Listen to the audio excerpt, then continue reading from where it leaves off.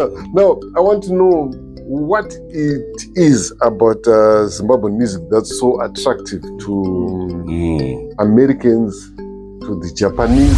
For some time, Christians thought that Western sounding music is the one which is supposed to be gospel. If you played anything very Zimbabwean or very African, it was just called demonic. Up to now, there are still some churches that don't want to hear you play Chimurenga guitar or Sungura guitar. It has to be very Western country music, soft rock, ballads. They're happy. I think that's why I have been hired to work at churches in the US that have heard mbira music and gone, wow, that's the most spiritual music we've ever heard. Serious? Yeah, that's clearly more spiritual and more connected to God than the stuff we normally have. We need so to them, praise. that's the perfect music for gospel. Yes, exactly. Certain stories, secrets, and technicalities are never revealed by an artist unless they are speaking with another artist. On the program Artist to Artist MonoCast, Mono Mukundu speaks with fellow artists about their careers, lives, triumphs, and struggles. These discussions demystify what happens behind the scenes in the arts industry, offering important insights for those aspiring to join the industry. So guys, welcome to the friendly country of Zimbabwe and welcome to the MonoCast. And I hope you are finding Zimbabwe very welcoming. Yes, very much. Absolutely. Yeah, it's been great. And do you believe that this is our winter, what we call the winter? It's a very pleasant winter. I think to you it's a joke because I know I've been to your country 5 times. So yeah, so I know how your winter looks like. So I know this is a joke. But anyway, how many are in Zimbabwe for the first time? I'm in Zimbabwe for the first time. Who else? Yeah, The rest of these guys have been here I've been before. here a couple times Yes. before. Okay. We're just waiting for Jeff.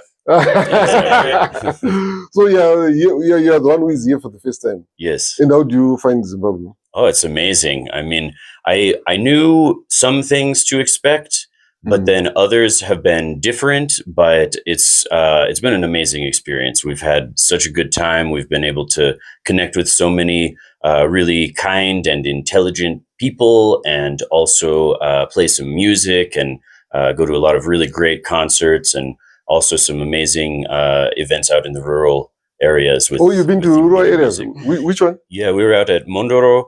And there's some great mbira players there. Yes. How many did you meet? Quite a few. There was a whole ceremony with a packed hut. Was it a people. mbira? It was a mbira. Yes. Okay. Did any of you get possessed with the... No, none of us. Nope. Yeah, we did witness that from. Also, you were in the midst of it. We were in the midst. And yes, and we did play. Actually, you did play? Myself, Daniel, and Zach. We all played there because we knew the players. It was Alois Mutiniri, Samaita, and Muda Magaya Chikonomombe. And we've met both of them in the U.S. or in Zimbabwe before. So we've even played with them, quite a few times. But it was a special treat to get to play with those players in that environment. It was a really new thing for all of us, even the ones that had been there before. It was another level of mbira music. Those ceremonies usually last the whole night. Did you last the whole night? We did. We had to. And then, to catch. Daniel, do you want to tell him about that? So yeah, we were, the mbira didn't even get underway until maybe 9 p.m. or so, and we were already yawning. But we had to push through. We stayed till maybe 5 a.m., 4:45, and then we had to catch a bus out of Mondoro to back to Harare and then out to Rusape. So you also went to Rusape? Yeah, that's my home area. Oh, really? Yeah. Oh, it was really. That's where I was born. Okay, at the Rusape General Hospital. Nice. So, how did you feel like playing the whole night? Because I can't imagine. I'm a guitarist. I do play a bit of mbira, but I can't imagine playing the whole night. Well, I have to confess, we didn't play through the whole night. We listened for a while, and then we were invited to play for a few songs, and that was absolutely incredible. But yeah, I can't imagine how some of those people, especially Samaita, he plays so fast, and to play that fast for so many hours, I was just completely amazed. So you said it started at 9, around 9 p.m. Around 9, yeah. Up to what time? Up till we left around 5, and it was still going. So they were still going. Yeah. Oh, yeah. Do you know that mbira environment, or that time duration they spent at the mbiras, also affected the modern music industry as well? Oh, because for some time a lot of music fans expected bands to play the whole night. Okay. I see. So, but modern musicians were not having it, so there was always a fight between fans and the players. I remember that the time we went with another lady called Fungisai to play at a place called Nyabira, and the promoter wrote on the poster that the band is going to play until 5 in the morning, but our contract said it go 11 up to 11 p.m. So we played until 12, thinking that I think since we've gone an hour more, I think everybody's going to be happy. But when we stopped, it was everybody was complaining. You were supposed to get up to 5 a.m. And I said, hey guys, this is not a beer. Sure.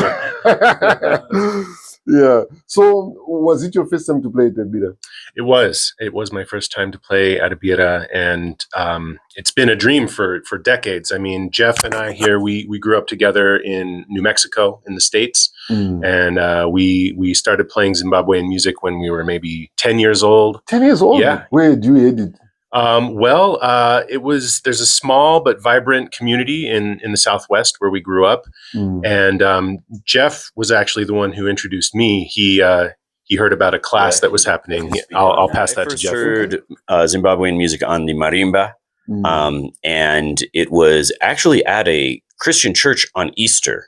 And it was not a church that my family normally went to, but my mom heard like, oh, it's an interesting one. Let's check it out. Was it Zimbabweans? No, it was American kids. They were like ages maybe 6 to 14. And they were playing Zimbabwean music. And they're playing Zimbabwean music. Or they're Zimbabweans? They're Americans. Yeah. Oh, interesting. It was Peter Swing's students. Yeah. And they were playing all of these songs. I had never heard anything like it. And I was watching these kids and I was like, that kid's smaller than me. That kid's same age as me. Okay, I could do this. Like, I got to call up my best buddy, Daniel, and we got to get involved with this. And then it turned out that there was a class that was starting up that we could join. And then the very first day in that class, the teacher, who was actually also an American, before he let us play the marimba, he sat us down and he played mbira. And as soon as I saw that instrument, I knew that I wanted to play it, but I was intimidated. It was love at first sight. It was, but it was love and wariness because it looked complicated and hard to play. So I was like, okay, someday, hopefully, maybe I'll get a chance to play that. And then within a couple of years, I was already learning it. You said the teacher was American. Yes. Where he learned it? Was he a student of Dumisani Maraire? He was. Okay. Yes. So Dumisani Mararire brought it to a region of the U.S. called the Pacific Northwest. And then it has spread out. There are still a lot of people in the Northwest, including our friend Zach here and his teacher, Sherry Suretse, and many others that learned from Dumisani Maraire or that just moved there eventually on their own to be closer to the epicenter of Zimbabwean music in North America. And then it has spread as far south as where Daniel and I grew up, Santa Fe, New Mexico. And then we've got our friend Noah Randall here from Boulder, Colorado. And we've got Caden Davis here from Idaho. So it's spreading out all over. In the U.S. So it's a small community, but it's widespread and people are very passionate about it. Did any one of you meet Dumisani Maraire? I did once. Oh, you did? Yes. Okay. Yeah. So is it the one who taught you or you just met him? Oh, yeah. I did not learn directly from Dumisani Maraire, but I just met him once at a Zimbabwean music festival that was up in Canada, probably 1998. Yes. Okay. Yes. Interesting. I only got to play with his daughter Chifoniso. Sure. Have you ever heard of her music? Yes. I toured with her for 2 years. Wow. She toured Europe. Yeah, she was a fantastic player and one of the best paymasters in Zimbabwe. I always talk about that. because she was very kind when it comes to paying her band. Sometimes she would give you all the money and she wouldn't take anything. Wow. Yeah. So she was the best paymaster I've ever worked for. Yeah. So the other time when I came to the States, I think my first time was 2003 when I came with Oliver Mtukudzi. We attended a festival called Zimfest. Yes. Yeah. Have you ever played there? All of us. Yes. That's how we know each other, really. Oh, that's where you met. Yeah. I took like classes from Daniel when I was 12 years old at the Zimbabwean Music Festival at the University of Idaho, which is actually my alma mater, where I did my undergraduate degree. But the Zimbabwean Music Festival is still like running strong. I serve on the board for Zimfest now, and Daniel was a longtime board member. Either of you done Zimfest board? No, I've been on the organization. Sure. Yeah, so we're all very involved in that festival. I was surprised because no one had told me amongst the band members that there's such a festival. Yes. So I was seriously impressed to see white people only playing Zimbabwean music perfectly. I was shocked because I remember when I was coming, they were playing a Stella Chwesh song. Chavachi Murenga. Do any of you speak Shona or you just sing it? Shishoma chete. Jaka Oma.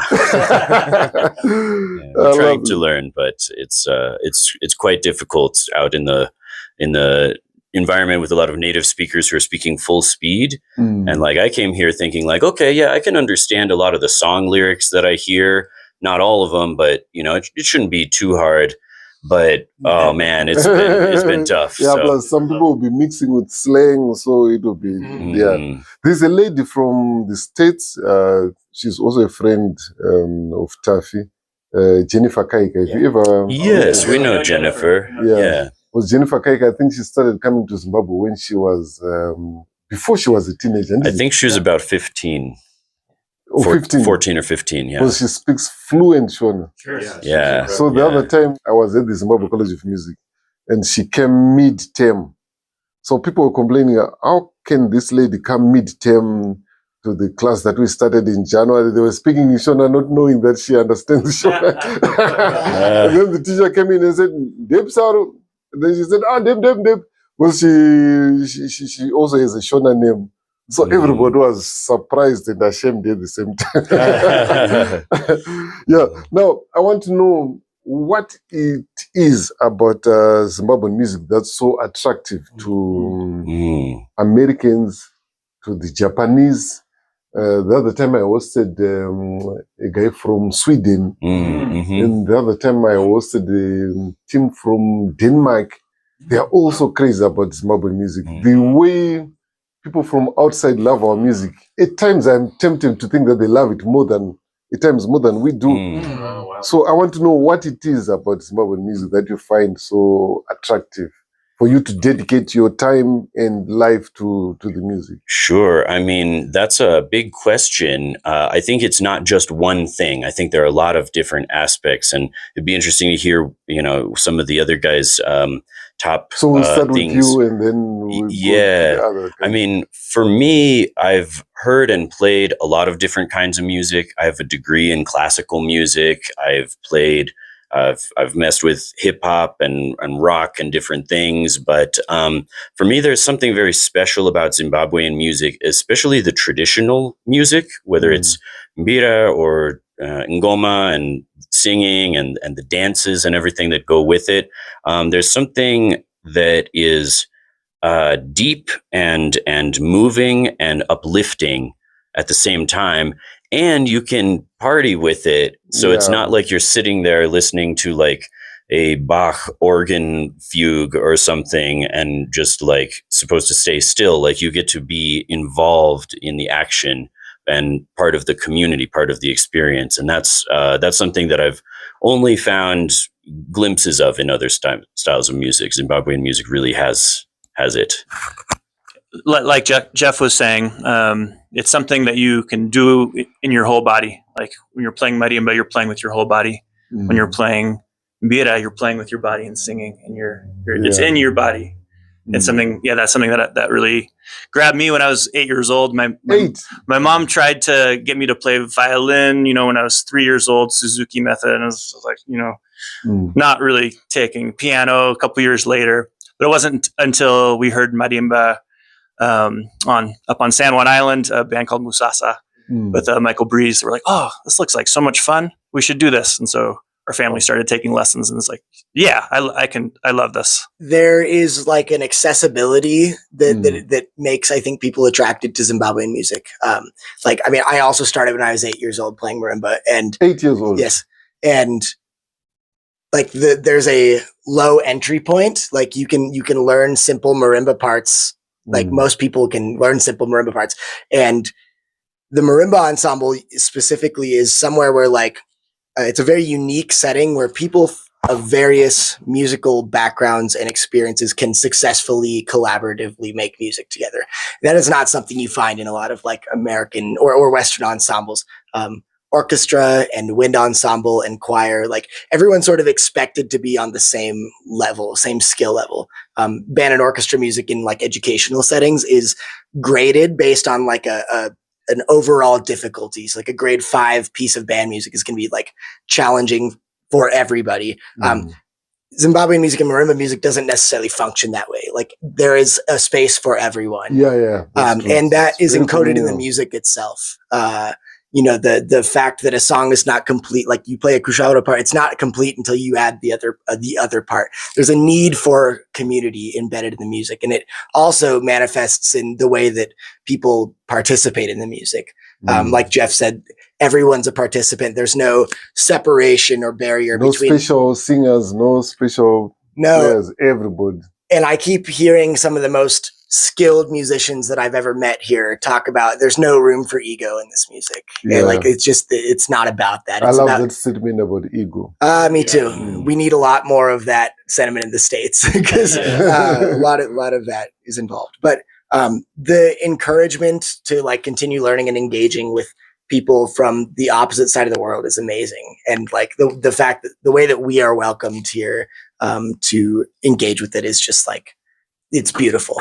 There's something about our culture. In fact, in our culture, there's a very big emphasis on treating visitors well. Yes. So if you go to houses where there are small kids, they know that if they are visitors, they're not going to be beaten. So that's the best time to be mischievous. As much as you want.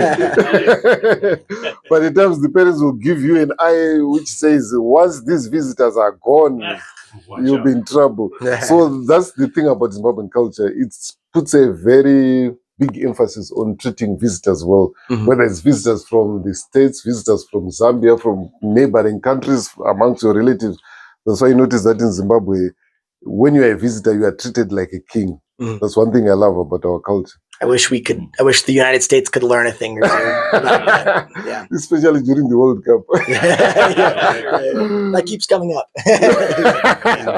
Zach, Jeff, and Caden have done a great job summarizing it. I agree with everything they said. I mean, the ability to start playing almost right away. I've spent some time also. I learned cello. I learned some recorders, some other Western instruments, and those first months are rough when you're trying to learn the technique and you're trying to figure out how it all works. But at least with marimba in particular, you can probably have music by the end of your first class, even if you still then spend another lifetime on top of that going deeper. It doesn't mean it's all simple and easy to do, but there's something for everybody. And then for me, the mbira is really what completely grabbed me. I mean, I knew marimba was great, but the mbira music, there's nothing else like it. The polyrhythms, the dense textures, crisscross rhythms. Yeah, I mean, you can hear one song starting from different points in the circle.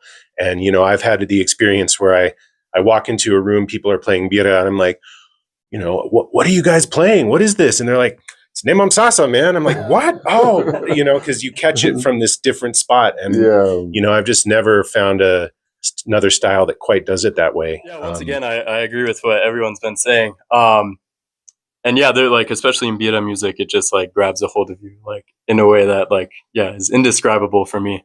But I think the part that I'm going to touch on that I don't think y'all touched on is like the diversity of Zim music is insane.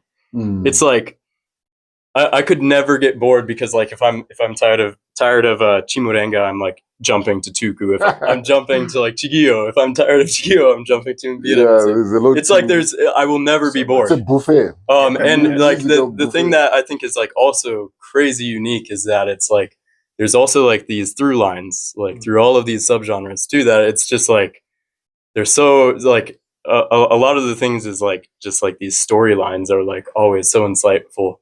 And then also some of those like melodies where like you'll catch in like a dancehall song, like a melody that you've heard in an mbira song, and you're like, what? It's just so incredible.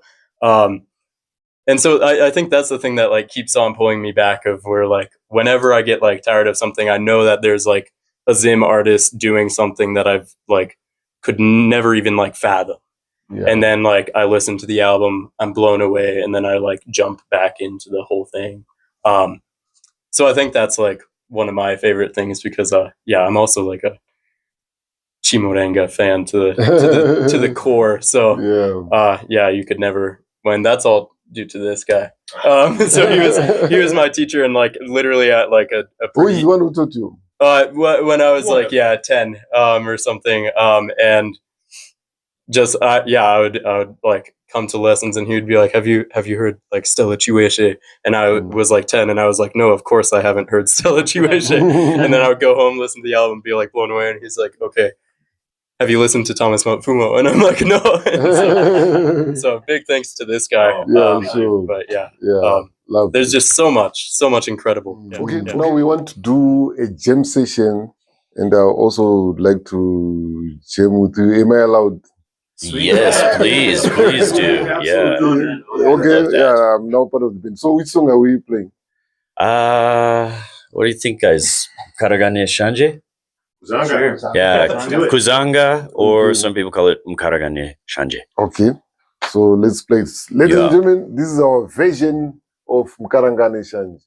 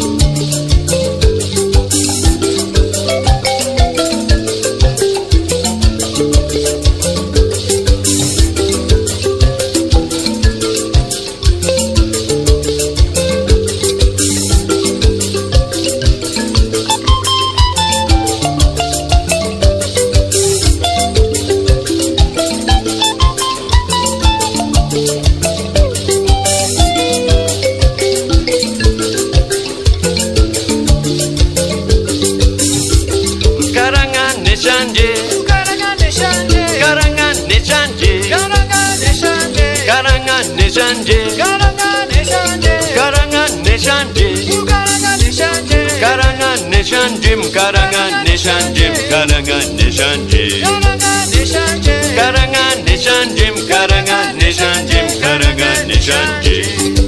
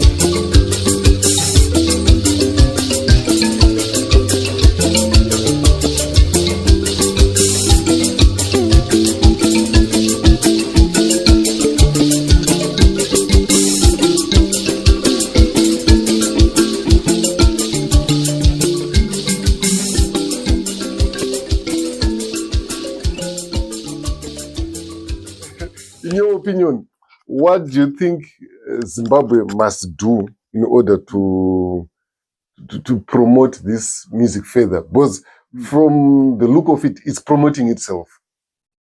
It's pretty much promoting itself. But I think if we put some more effort as a country, like as the government, I think it will blow up much bigger. So what advice would you give? Let's say the president is here, or the Minister of Arts, Sports, Recreation, Arts and Culture. Well, I think one thing is that just keeping it in mind as a valuable commodity that your country has. You know, it's unique and it's powerful and it's appealing to people outside of the country. And whether or not, you know, current public opinion in Zimbabwe thinks that mbira music is the coolest kind of music, there are people abroad that do think that mbira music is the coolest kind of music. And they spend, you know, however much money on a plane ticket and then however much money on food and lodgings and concert, you know, entry fees and everything else just to come here and experience mbira music, which is kind of what we're all doing here now. And, you know, the other genres are great too. I'm not trying to diminish those, but I think that keeping it in mind that the traditional heritage of Zimbabwean culture as refers to music is unique and appealing. And then I think with that lens, all the other decisions will flow in the right direction, where it's like, okay, well, we want to support this. We want to make sure that people can actually find this music. We want to make sure that you know, it's not being stigmatized and people are stopping playing it, for example. And we want to make sure that, you know, it's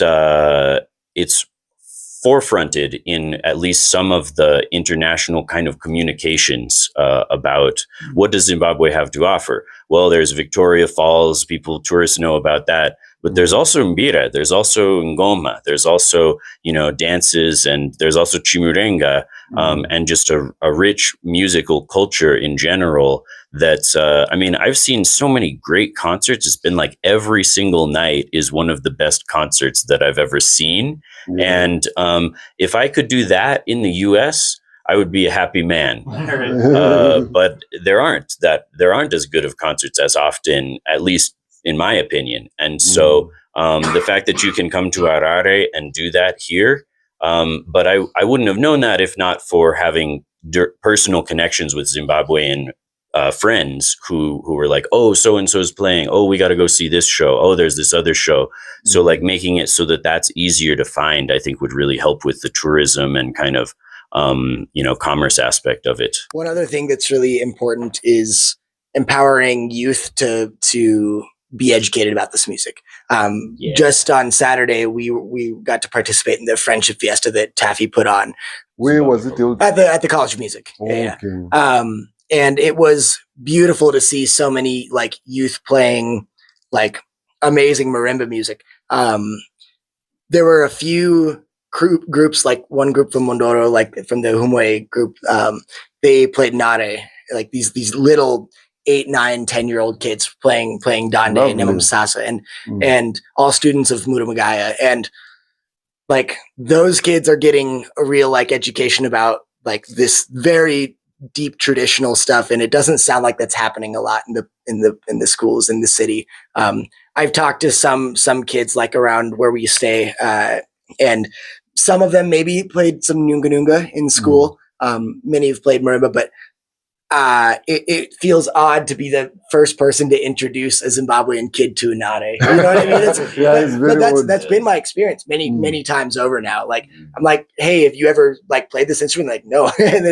and I think providing that like education at a young age about like the deep history and past of this music will maybe start to like, the kids are everything. The youth is the future, right? And so like the more education they have about it, the more exposure they have to it, the more they're going to learn to appreciate it at a young age. And I think what you said is like so interesting and true. Like people might not realize, like many Zimbabweans might not realize the way that people around the world are admiring their music. And it's not as though Zimbabweans need other people to validate the music for it to have value, but there is something else to be said about like, oh, there are people who find this very interesting. Maybe I should explore it more.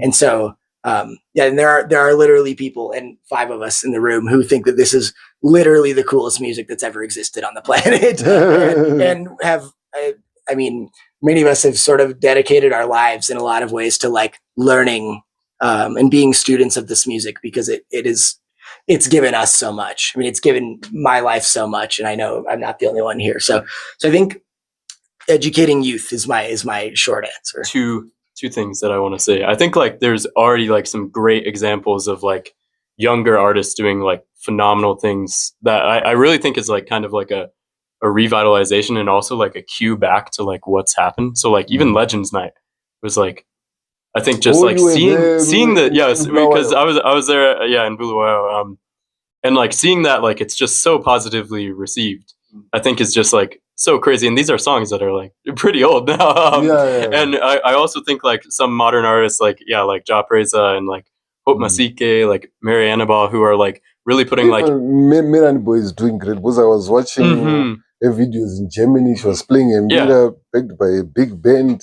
Yeah, it was very lovely. Just where we have like these like very modern expressions of like these contemporary artists, but also still having like mbira be part of like the forefront. I think that's like very inspiring. And then also like then that it's like, I think like what you said with accessibility earlier, it's easy to like access because it's like more of a pop song. And then you get very curious. Like people are like, what is that instrument? And so I think that's like such a great thing that people can continue to do, where it's like, you can still be within like these other genres and like, stick a little mbira in there, or like in the percussion track, like, have the hosho. And I think that's just like a really creative thing that I see a lot of these like younger artists doing, that like, because sometimes like after 8 hours or so, my ears might get fatigued from like just super traditional mbira music. But I'll turn on Japreza. Like it'll be, and that'll be like. He also plays mbira as well. So They'll be there, but in a different context. So I think that's like just genius, and I think that should really like keep on going. Because I would really love to see Japreza go international. Because he's doing very well, and he plays it in a very different way than the traditional way, which is acceptable as well. My vision, I hope one day I'll be able the money to have a week-long mbira festival. Ooh. Yeah, a week-long mbira festival. Like a day for just mbira alone without other instruments. Then another day for mbira with guitars. Another day for mbira from outside Zimbabwe. Where you have a full day of mbira players from America, from Japan. Because we've got a lot of mbira players. I mean, people coming to learn mbira from Japan. And I like the way they do it, because what they do is they come here, look for people who play mbira, and they go live with them. If the teacher is living in Mondoro, they'll go and stay in Mondoro and do exactly as what they do. If they go to get water from the river, they'll go together to the river. They want to immerse themselves in the culture, and I love that. And it's very respectful.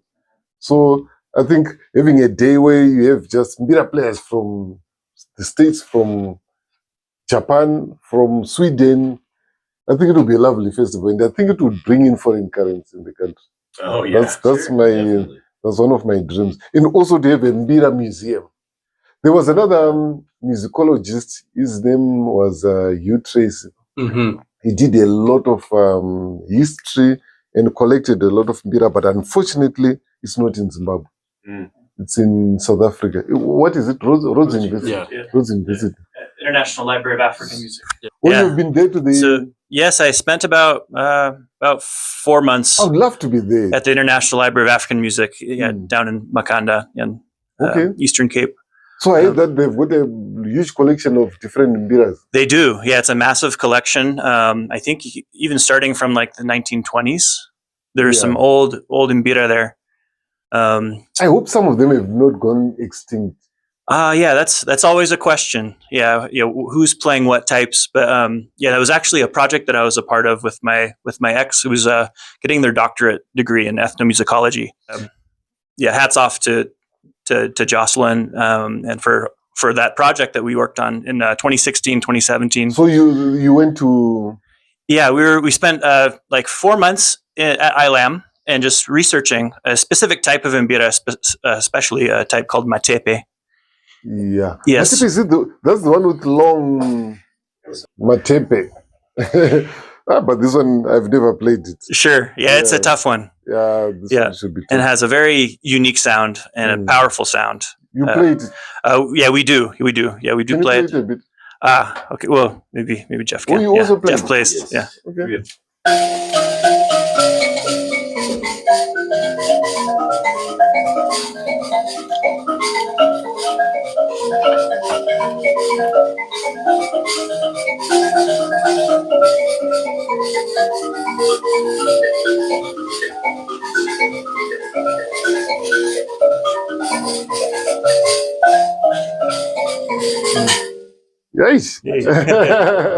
It's amazing.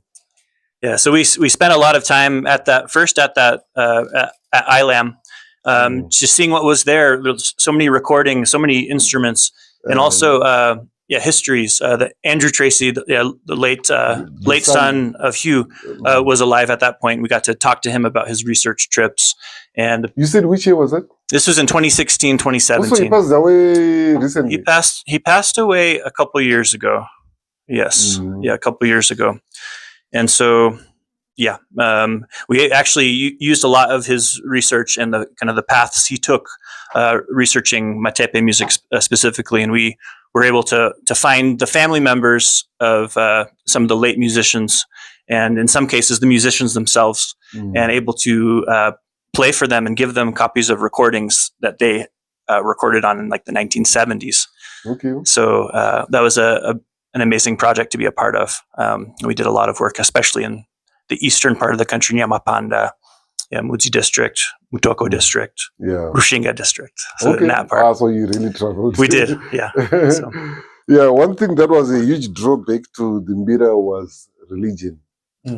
Was some of the first missionaries were very much against the mbira. They'll say it's demonic.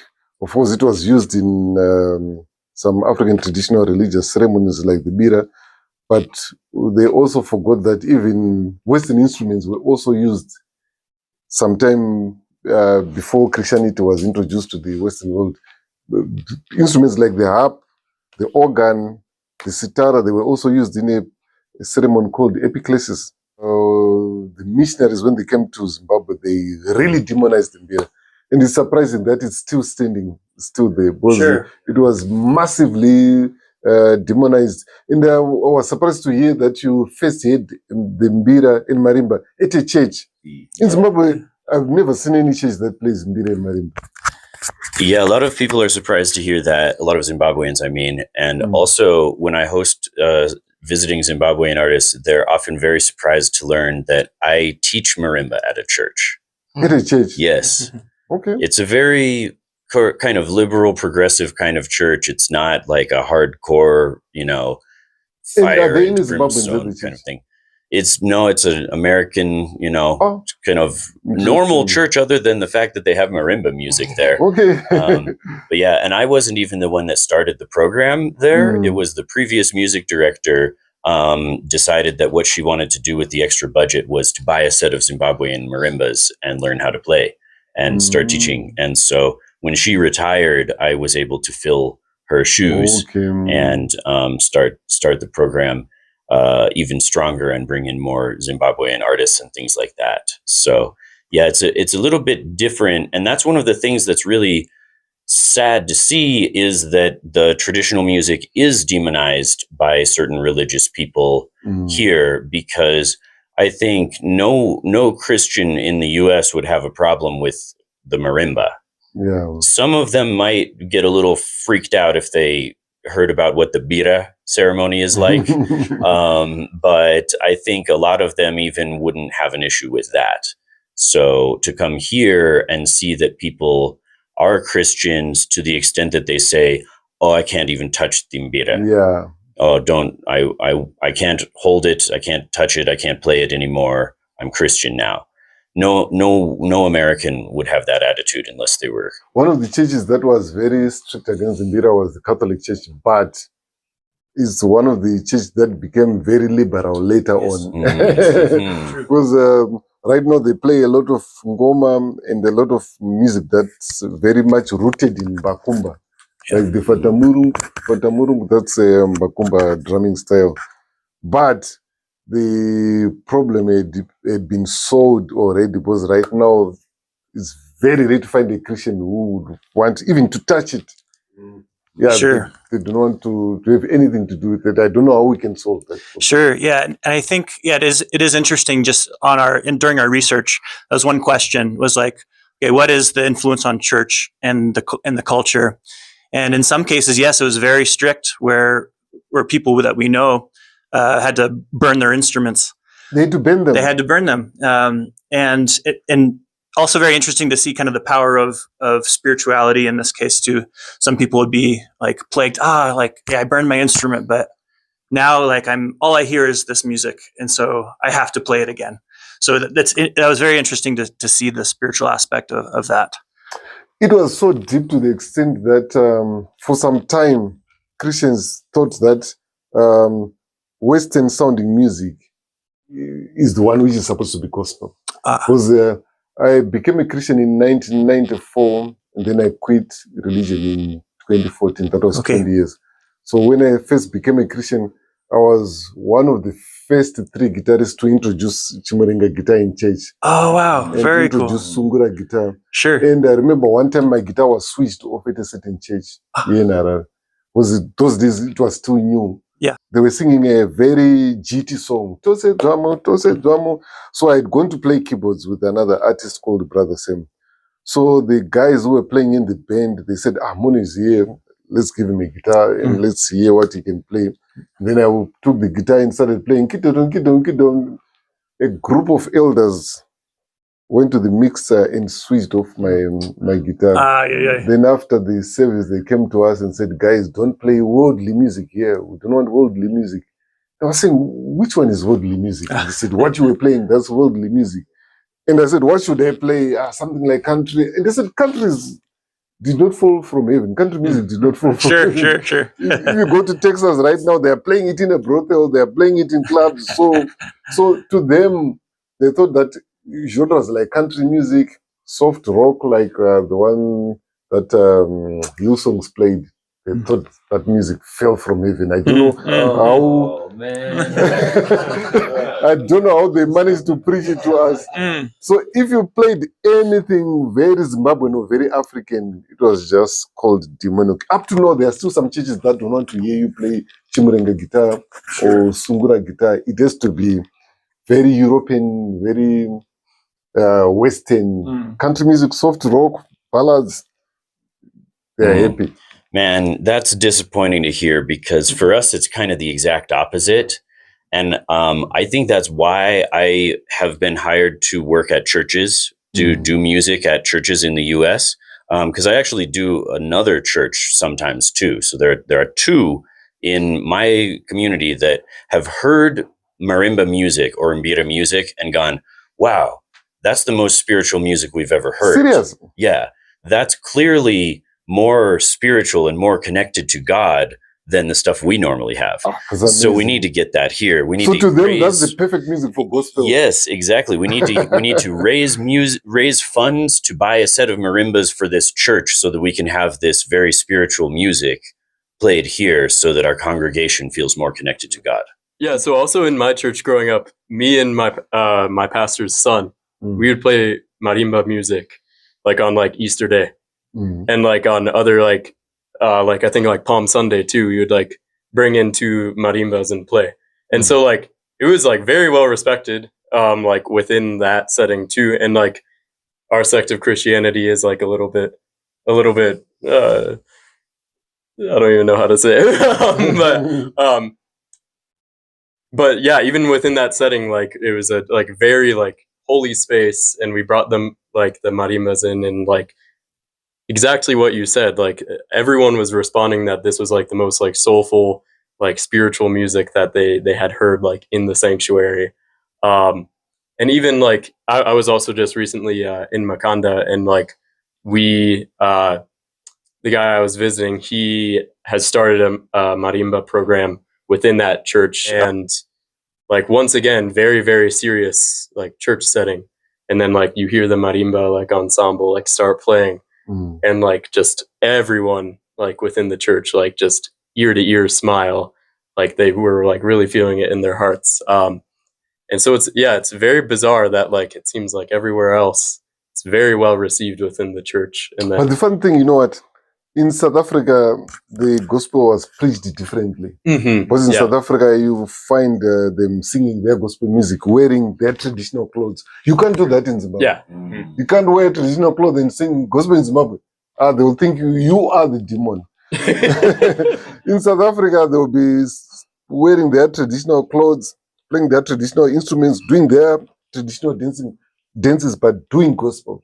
But you can't do it in Zimbabwe. So I think Christianity was preached differently in different communities, and I don't know why they decided to preach it that way in Zimbabwe, because in Zimbabwe everybody up to now, there's still some churches that don't really feel comfortable if you start playing traditional instruments, especially SDA is one of them. Which is the other one?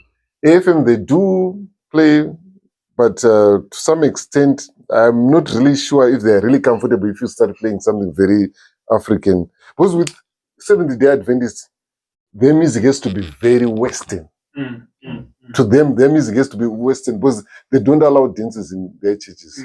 They sing like they're singing the national anthem. They will be very stiff and still. I heard one of them say that every dance is sexual. And I was wondering, what? How sexual is this? Like Trump's dances. Are they sexual?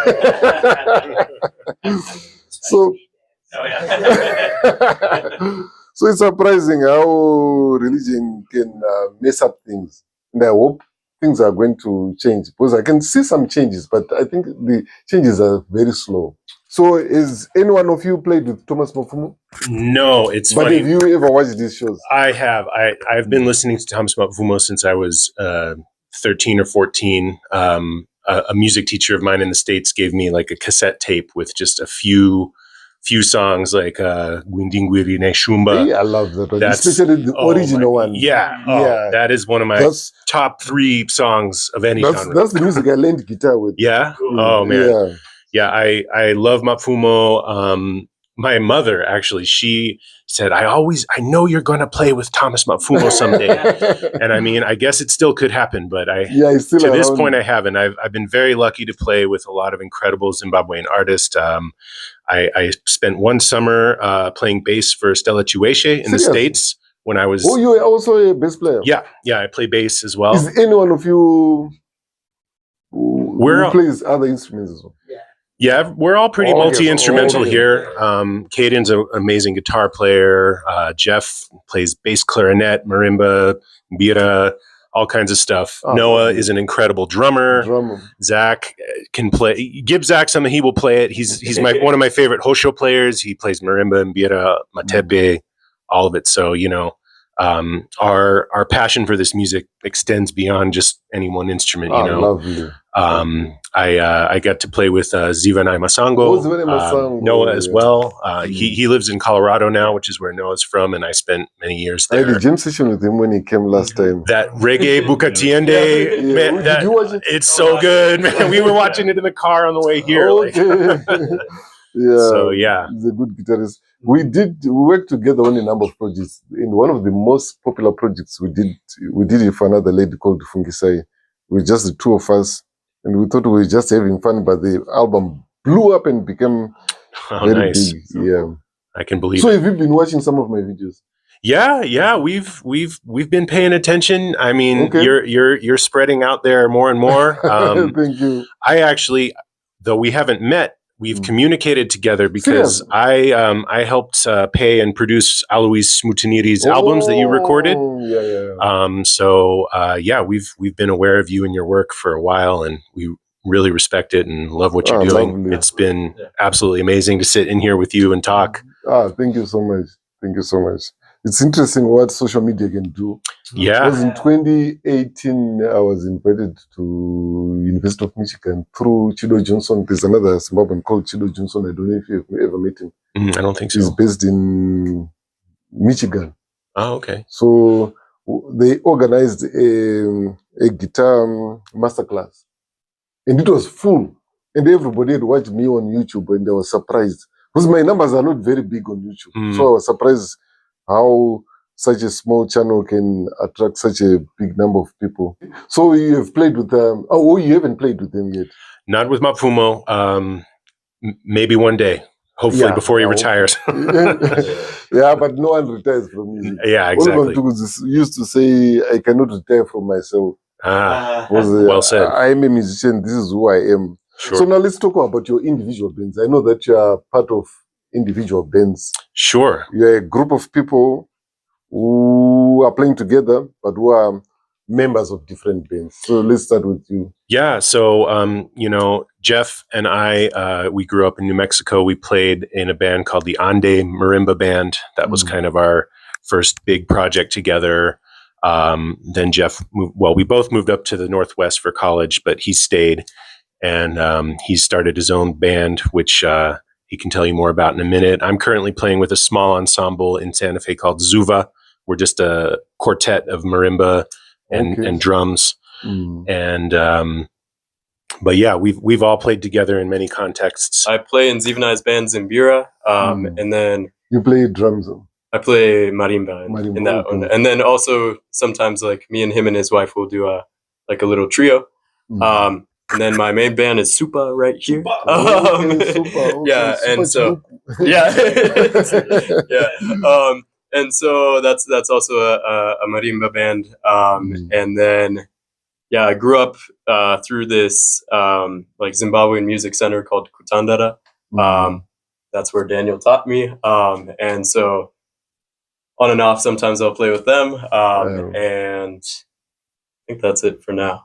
I first played professionally in a band called Polyphony Marimba with Jeff and Daniel's first marimba teacher, Peter Swing. So this was Peter Swing's band, and we did like national tours playing Zimbabwean marimba music across the U.S.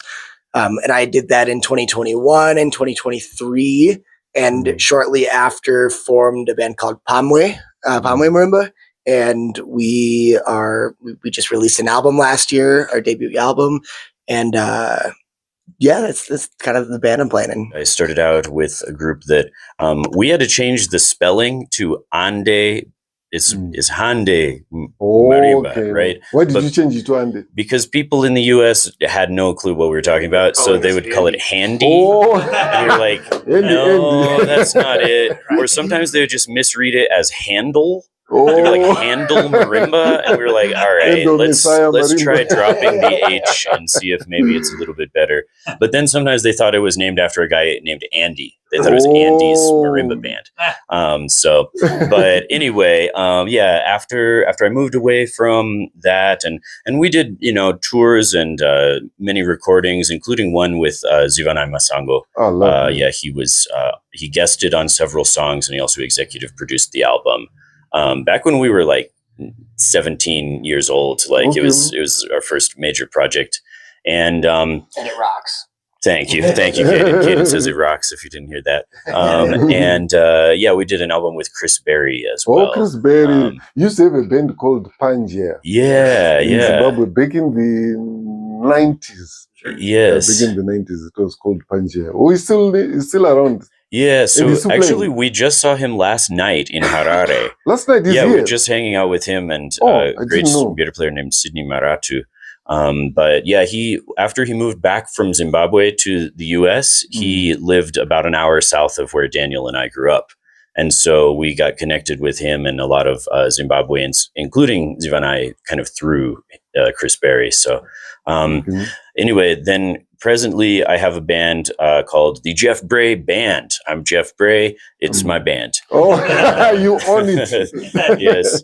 And that so what genre do you do? I wanted to explore different instrumentation. So the main instrument is the nare, mbira, but electrified. And then we have bass guitar, drum set, and a few marimbas, but not a full marimba band, and then multi-part vocals. And with that sound, we're able to do traditional songs and sort of like even a little bit of like chimurenga type flavor, although we're missing the guitar. Unless we have a guest, but I play some of the guitar lines on the mbira and stuff like that. And then we can also kind of do some American genre type sounds too, which is, a sound that nobody has heard very much before, where it's like Zimbabwean instruments playing something that sounds a little bit like hip hop or electronic music or kind of like a rock sound a little bit. And I partly do that because I know that I'm not Zimbabwean. And so I need to express some things that come from my music, and then also I'm trying to open the door. I'm trying to break open the gates of what Americans think of as like cool music that they want to hear. So if they hear something that's sort of familiar, it hooks them. They go, what is that? Oh, I kind of get this beat. And then we go to, something that they've never heard before. And then they go, this is cool too. By Chris Blackwell. Because they included some guitarists from, I remember one of them was Wayne Perkins. He's the one who played lead guitar on Stir-It Up and other songs. So people from the States and from UK were identifying with the rock guitar, and then they get introduced to the reggae music. That's a very good strategy. Thank you. Yeah, that's the hope. And we did an album, actually kind of two albums that got split into one with traditional songs and one with original modern songs. And we even had Taffy Matiure featured on a couple songs as guest vocalists. We did some bilingual remixes. So, yes. Jeff, talk about your other band too that you play with, or if you want to. Which other band? The One Vibe band. Oh yeah, that's actually a good one. Yeah, so living in the Seattle area, there are a lot of African musicians. There aren't enough Zimbabwean musicians that I've met to start like a really Zimbabwean band, but I was really fortunate to cross paths with a Congolese guitarist named Manueri Kahasha. And he's a great guitarist. He plays kind of Afro jazz and Afro pop kind of styles. And he has a band called Kwetu Band, which is like Kwedu, but in Swahili, Kwetu. Yeah, but Swahili is, I think, is Africa's international language. Yes. Because the people who are advocating for it to be taught all across Africa, and I agree with that, because it's the most widely spoken language in Africa, and it has got some elements for every language around, like you saying Kwetu. Yeah, and Kwedu is the same thing. Yeah. So it's mostly Swahili speaking musicians that are in this band, actually. So it's like me trying to understand what they're saying, and then they'll translate it for me. But yeah, it's really a really cool group, Kwetu Band, and we've got players from Botswana, Kenya, Congo, a couple others from US, and it's kind of like the guitarist Manu has a very unique vision of like sort of Afro jazz and Afro pop mixed with just his own composition style, and he plays some sort of like Carlos Santana style lead sounds and stuff too. So it kind of crosses some genres. So that's a project that I'm excited about. Thanks, Zach. And you play, and I play electric mbira in that band too. Yeah, and I have to figure out how to play in every different key. So they'll have one song in E flat major and one in E major right back to back, and so I have to change my tuning every single time. But I have tricks for that. I play in 3 different groups in the Seattle area. 3 different groups, and it's all Zimbabwean music in some form or another. Yeah, I play with Jeff. Play marimba mostly, and then another band that I've been in a long time, all marimba band, and there's 11 of us now in the group. But I joined back in 1997, so I was 11 years old. I joined this band called Anzanga. And I've had stints where I was traveling or living somewhere else, but for the most part, I've been with that band for going on 30 years. So, so that's Anzanga Marimba, led by Sherry Sadetse, a student of Dumisani Maraire, back in the 70s. And then another group I play is an all mbira group called Mahonyera Mbira Ensemble, and that's led by Dr. Claire Jones, who's spent many years living in Zimbabwe as well, and she's an ethnomusicologist. Do you think there is going to be a way of creating mbira that plays all keys? Jeff was alluding to that too, but maybe it's a little tricky though. It's tricky because if you put all of the chromatic keys on there, it's hard to make them not ring a little bit too much, especially for electric But I play. think if we keep experimenting one way or the other. I know someone in the US who created a design that it's based on the nare, but it has like 64 keys or something like that, and it's chromatic. And he showed Samson Vure that design, and Vure built a couple with that layout. So that's one fully chromatic option. He's a does anyone have more of a I know him as an mbira builder and a player who shows up sometimes on American. recordings. No, he's Zimbabwean. Yeah, Vure. Yeah. Nice. I would love to. Yeah, and then what I do is there's a way of tuning the mbira keys one by one quickly in the moment, which is to add weight to the key. So you can use wax or something like that to stick to the key, or I use magnets. So I put a tiny magnet on the key to make a flat. So if I need to go from E to E, I guess I can show you. I don't want to reveal all my secrets. Secrets are out. So for example, this mbira is in the, for example, this mbira is in the key of C major. So we've got a C major scale there. And then if I wanted to play in C minor, I put one here so that I turn the, and then then I need my A flat. It's it's a little bit tricky to do on stage because I have to be able to guess That's amazing. exactly so the where it magnet goes. is the one that's detuning it. Yes. Yeah, that little extra wing brings the pitch down. Okay. Yeah, so now I have C minor. And then I can take them off again and just stash them up here, C major. Oh, lovely. Lovely. Ah, So now you all know the secret. You can, all of you mbira electric players out there, you can try to figure it out. I'm surprised. I'm surprised. And one thing that I like is the way you were playing the C major scale, because I don't know who preached the gospel that all around Africa we use the pentatonic scale. I don't know who's preaching that gospel. Because in Zimbabwe we don't use a pentatonic scale. Our scale is complete. Yeah. Because I always meet people who say, in Africa, I hear that you use the pentatonic scale. I said, all of us? Because Africa is not one small village. Yeah. It's huge. And speaking on that, the first time I came to the States, I met somebody who was asking me, aren't you afraid of meeting animals in the street? Didn't you meet some people who were asking you the same questions when you were about to come here? Who think yes. that Africa is still a jungle Yeah, I mean, I haven't seen any wild animals in Harare. And even when we were out in the rural areas, since it was my first time, I was kind of asking, like, okay, do you get like any large animals around here? Like, you know, rhinoceros or lions or anything? And they were like, oh, no.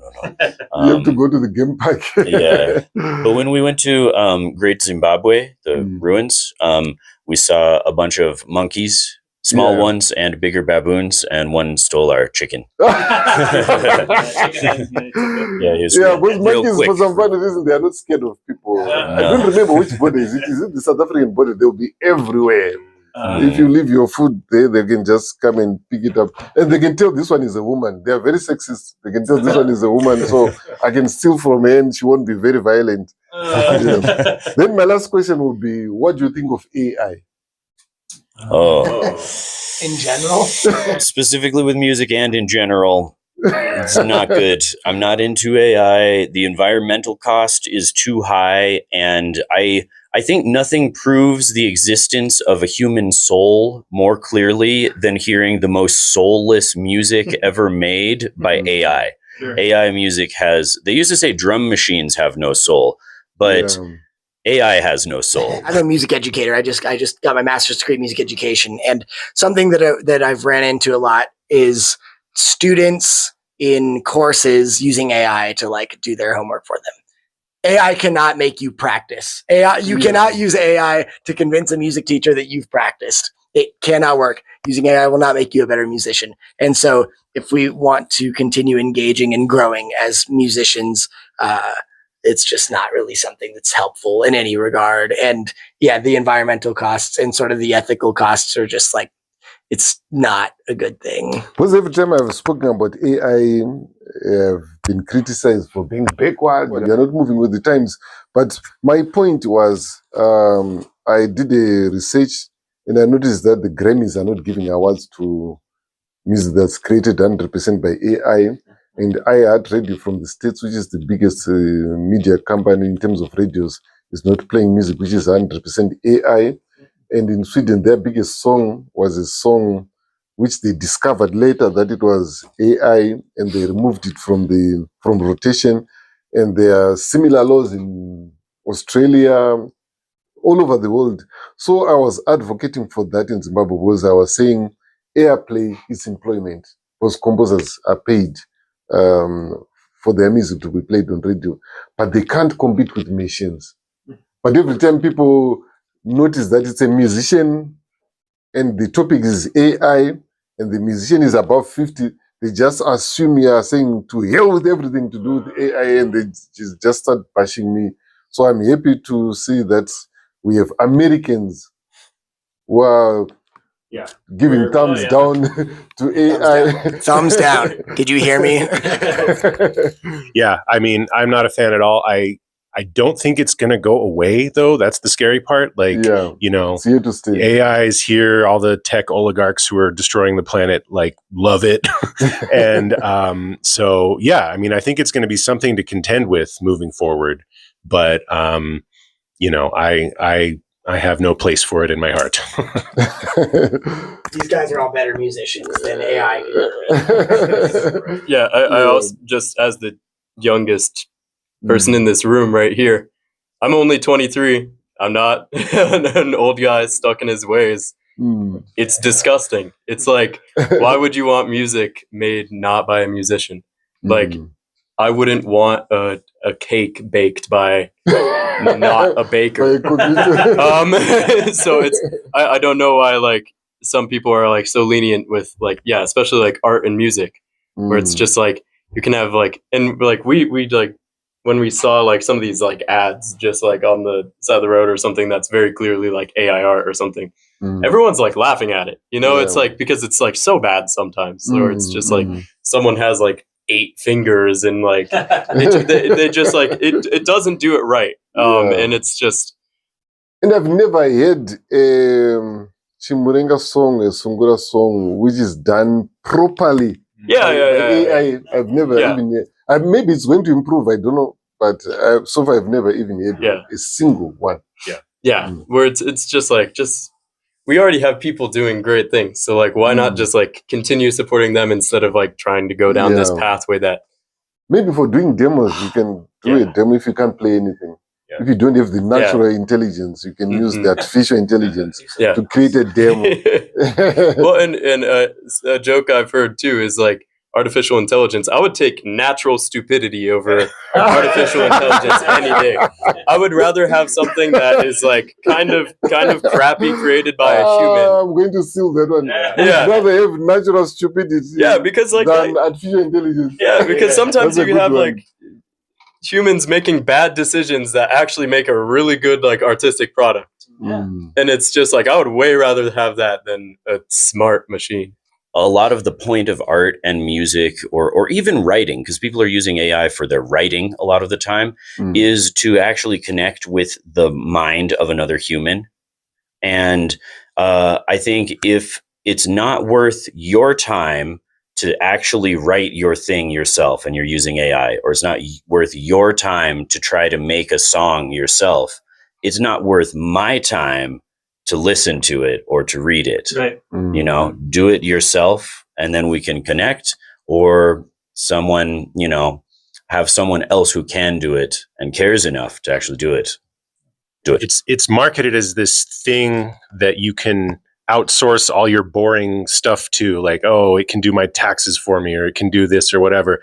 And, you know, it's going to give me all this time to be creative and to do art, but like, it's going the opposite direction. It's like, oh, I can just put in a few prompts and make a cool image or a cool song. But, you know, it's all soulless, like we said. And at least for now, it's all just sort of cobbled together from other people's work. So it's really just like a plagiarism machine, you know? That's another problem. Because I've even heard that there's some musicians who are prohibiting AI companies to use their voices, like Lionel Richie is one of them. Yeah, no, I mean, I think that's smart. Like, you know, there are some artists who have gone the other way. I think they just released like an audiobook of the Odyssey with an AI Michael Caine narrating it. Oh, man. And I'm like, that dude's not even dead. Like, why did you pick just that? You know? Yeah, just call him up. Right. Anyway, thank you so much for coming, and thanks to Taffy. Yeah, thank you so much, Mono. Thank you, Taffy. This has been a dream come true. It's so inspiring to see how people from the States love our music. It's very, very inspiring. Yeah. Thank you so much. I mean, it's extremely inspiring to be here with someone such as yourself and to just be able to play music together and have a conversation with you. So thank you so much for having us. Thank you so much. Thanks, Taffy.